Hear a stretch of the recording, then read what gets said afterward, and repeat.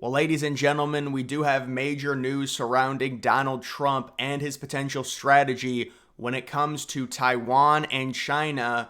Could this be signaling some possible Chinese appeasement? This is not great news here for Taiwan, but it is understandable and it is consistent with kind of this new age Republican thinking of not wasting money on foreign wars. So we've got Trump coming out and saying Taiwan should pay the U.S. for protection. In an interview, Trump said he wants Taiwan to pay the U.S. for protection, likening it to an insurance policy.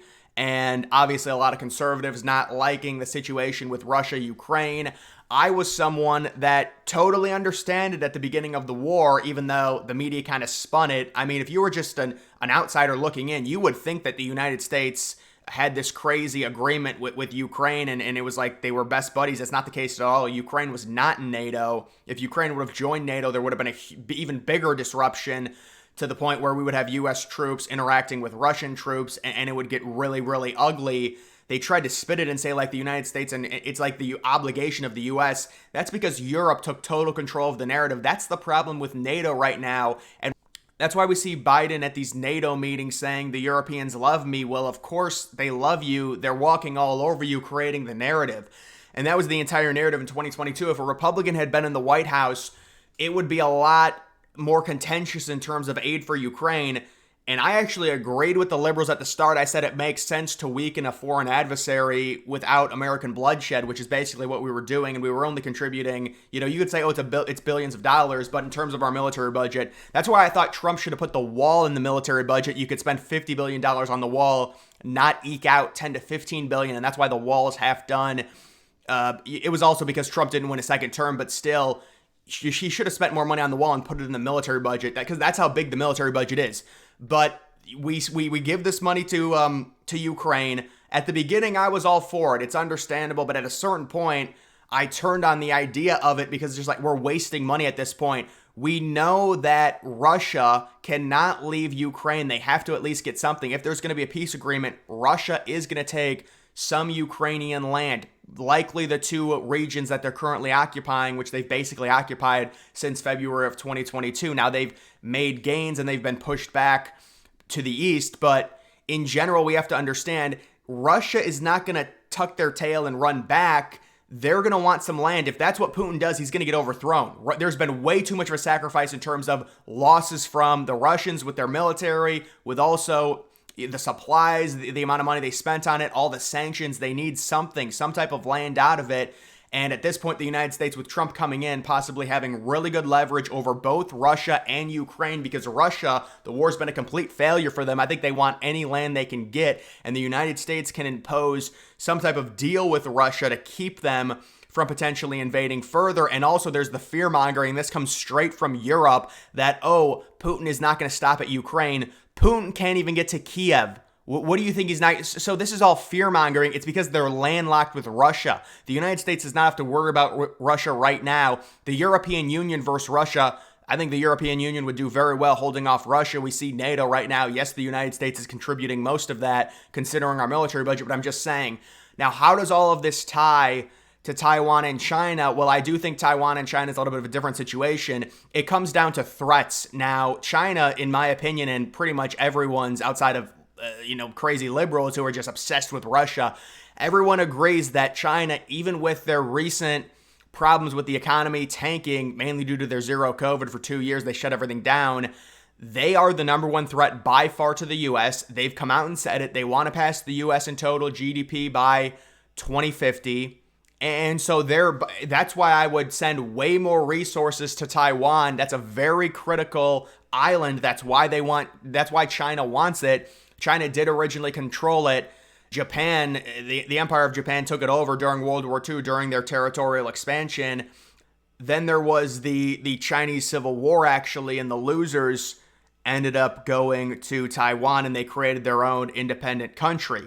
So I do think it's more important for the United States to defend Taiwan over Ukraine based on the location of these countries. I mean, I do agree with Trump talking about it's going to be a problem in terms of defending Taiwan, which he said is around, almost 10,000 miles away. With China, it's only 68 miles away. Well, China's probably going to implement a blockade the good news is U.S. has bases around there, and they've got, good allies with Japan and South Korea who are also going to help with the situation. So, I mean, obviously it's far away, but Ukraine is far away. We would not be fighting the Chinese. Obviously, this would be another proxy war for the United States where we would be funneling Taiwan weapons and money. And Trump's basically saying that's a bad deal for the United States.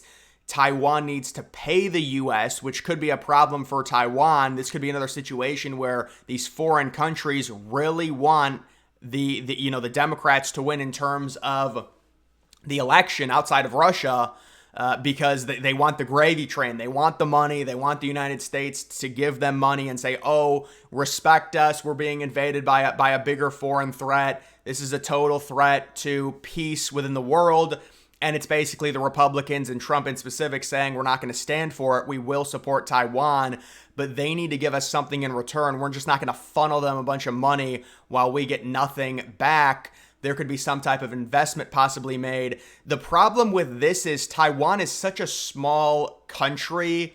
It's really hard to leverage anything to where it's like, oh, we're going to protect you, but you need to give us all of this back. It's like Taiwan really doesn't have necessarily the means for that. I mean, maybe you could work out some type of deal with Taiwan, but if it's to the point where they're getting invaded, it's going to be hard to really work something out, like Taiwan paying for the United States to help them. I'm not sure Taiwan would be able to do that based on the amount of money the United States has already sent to Ukraine.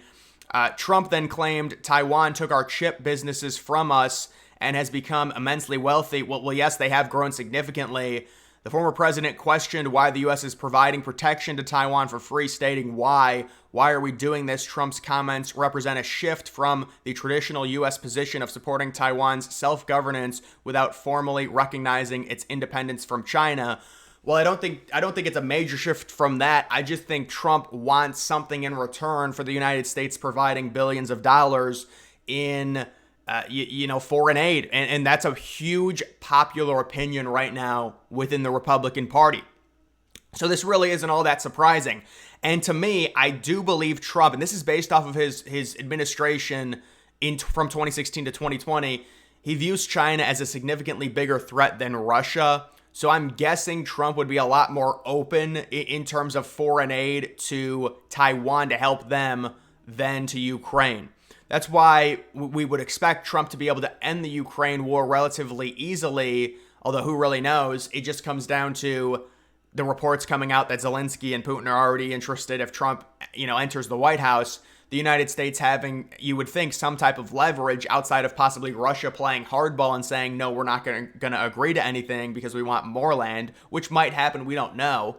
But if Russia deems it to where it's a lost war and we just got to take what we can get, we're not going to go back across the border because we have to get something back. We've invested too much into this war. That's why the United States has leverage, obviously, over Ukraine. If we stop the gravy train, we stop sending them money, it's going to be very hard for them. Now, the European Union can still help them out, but or those European countries, they can help them. This is the whole problem with NATO. It's like the United States, it's always the obligation on the U.S.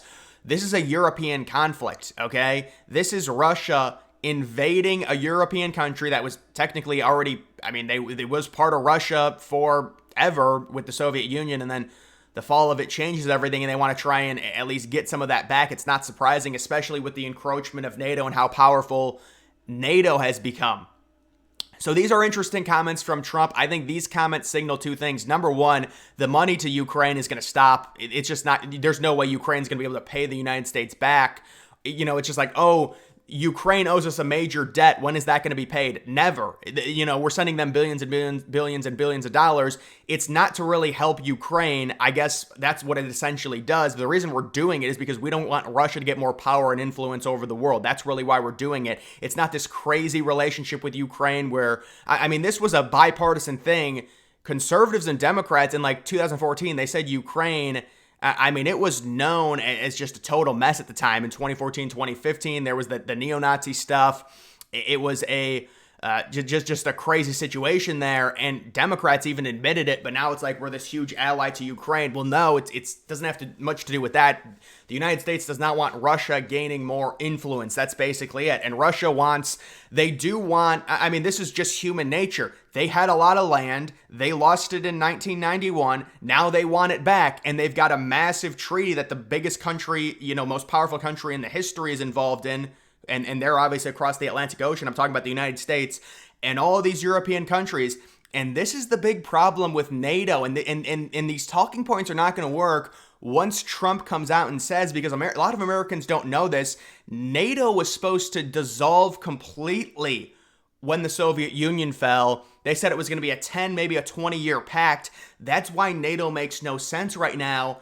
We need to have relationships with those European countries, but this idea that the United States, who is, oh my God, we spend so much money on our military and we don't get much back for it. We're just constantly dumping money into our military and there's no return on investment.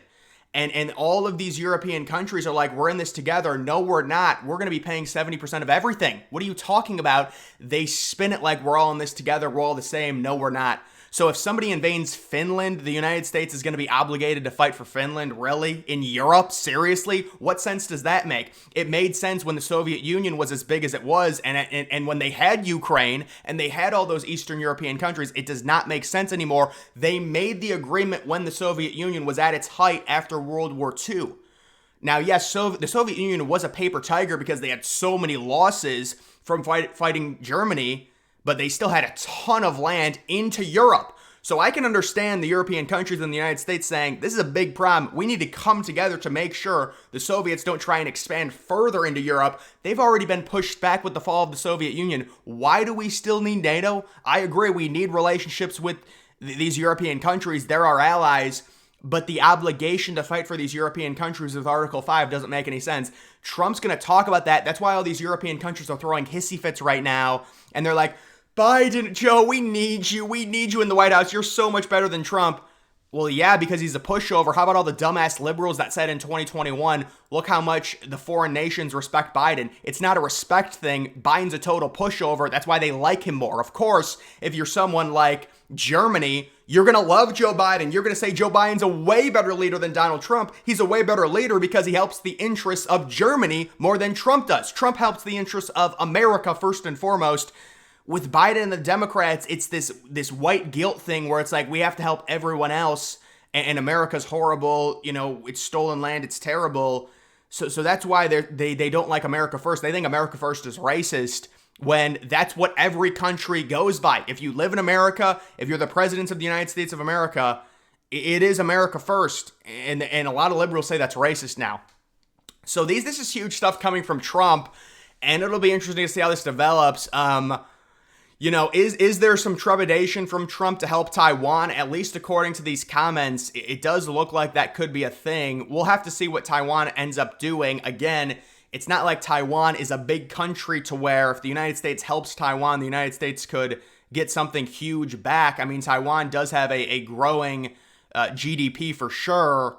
But in terms of, that small country being invaded, it is basically impossible. The good thing is it's almost impossible to invade Taiwan unless there's some wide-scale operation where they bomb Taiwanese cities and then they invade through the Taiwan Strait at a certain time, because the strait is very, very rough waters. They have they have a lot of rain there. They've got two huge monsoon seasons in those waters.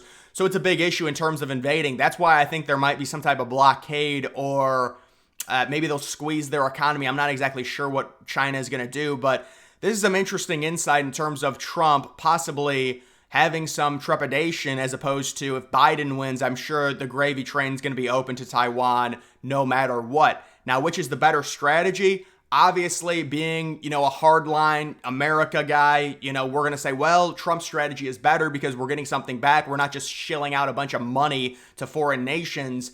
But with a situation like this, I would implore Trump to make sure that even if China does get Taiwan, they need to spend a lot of money and a lot of military resources. We do not want them to take Taiwan for nothing, because we're negotiating with Taiwan over what they're going to give us for us to give them military support. China is a lot more powerful than Russia. This is not Russia versus Ukraine. We do not want Taiwan to get taken over for nothing.